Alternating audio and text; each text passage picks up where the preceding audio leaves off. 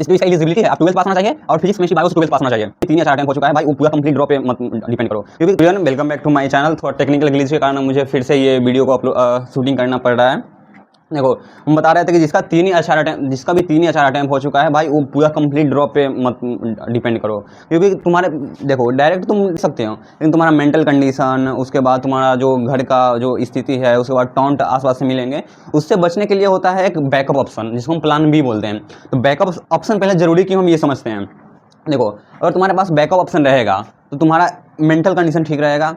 देखो होता क्या है ना कि जैसे डायरेक्ट हम नीट देते हैं, लेकिन नीट में सिलेक्शन का कितना परसेंट चांस है, 1% चांस है। उसमें भी अगर पेपर लीक हो जाता है तो फिर तो और घट जाता है।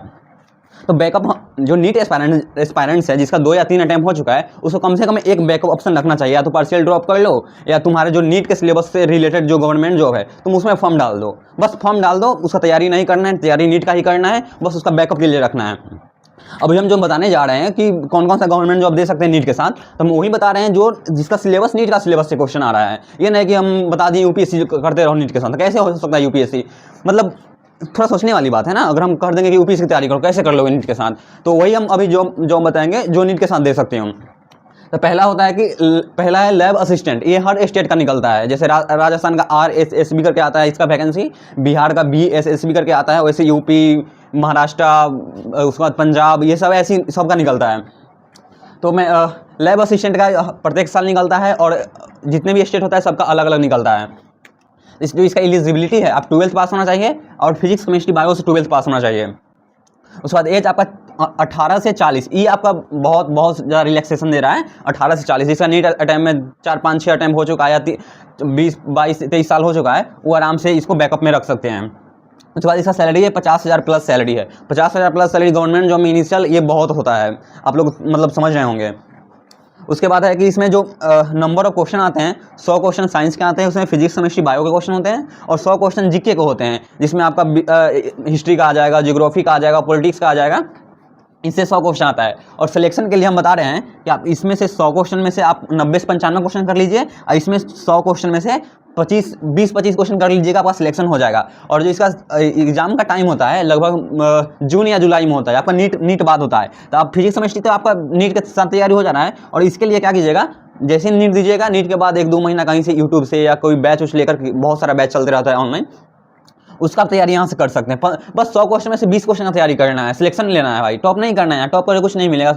जिसका 200 क्वेश्चन में से 200 क्वेश्चन करके आएगा उसका भी वही जॉब मिलेगा, जिसका 120 क्वेश्चन करके आएगा उसका भी वही जॉब मिलेगा, वही सैलरी मिलेगा। इसमें टॉप अप नहीं करना है, सिर्फ सिलेक्शन लेकर निकल जाना है। उसका जो मार्किंग है, एक सही कीजिएगा तो 3 नंबर मिलेगा, और एक गलती करने पर 1 नंबर घटेगा। उसका जो ड्यूरेशन है 2 घंटा साइंस के पेपर के लिए और 2 घंटा जीके के पेपर के लिए मिलेगा।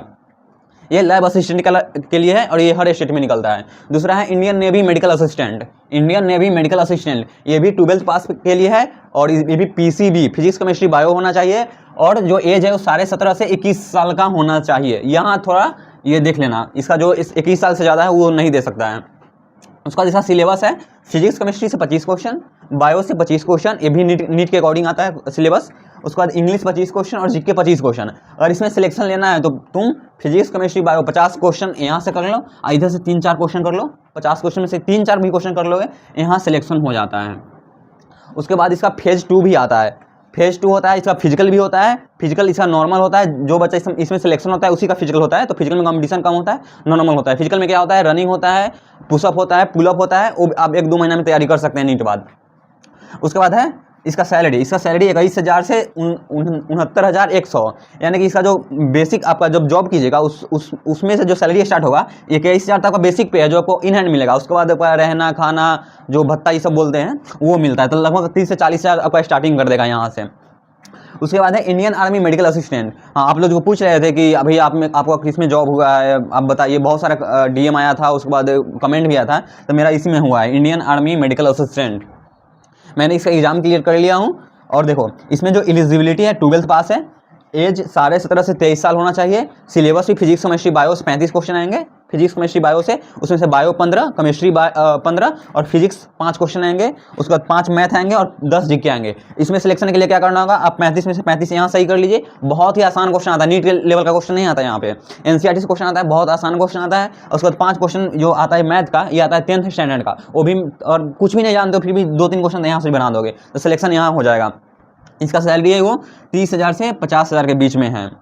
4 अटैम्प्ट हो चुका है। प्लीज़ प्लीज़ प्लीज़ आप तो या पार्शियल ड्रॉप ले लीजिए, या आप कोई इसमें से कोई एक ऑप्शन रख लीजिए। डायरेक्ट आप नीट में नहीं कूदिए, क्योंकि नीट एक लूप है, बहुत बड़ा लूप है। आपको इस साल हो सकता है कि 2 नंबर से छूट रहा होगा, 5 नंबर छूट रहा होगा, अगला साल 10 नंबर से नहीं होगा, अगला बार पेपर लीक हो जाएगा। तो ये बहुत सारा इसमें झोंझ है। तो आप कोई एक ऑप्शन रख लीजिए, पार्शियल कर लीजिए, BMS, BDS, BSc nursing, AIIMS paramedical, वो कर लीजिए, इसमें से रख लीजिए। और भी सारे ऑप्शन है, जैसे MNS होता है गर्ल्स के लिए, उसमें गर्ल्स लोगों का जो MNS होता है उसमें गर्ल्स लोगों का स्टाइपेंड भी मिलता है सिलेक्शन के बाद, 500 या 1000 रुपया पर मंथ मिलता है। उसके बाद सीधा गवर्नमेंट जॉब हो जाता है BSc नर्सिंग करने के बाद। MNS होता है जो इंडियन आर्मी के लिए होता है। तो बहुत सारा ऑप्शन है गर्ल्स के लिए। एम्स पैरामेडिकल भी है, उसमें भी बहुत अच्छा है। जो एम्स से आप 4 साल का कोर्स कीजिए, उसके बाद सिलेक्शन गवर्नमेंट जॉब में हो जाता है। तो और भी सारे ऑप्शन हैं, अगर कमेंट आया तो और भी सारे ऑप्शन में बनाएंगे वीडियो।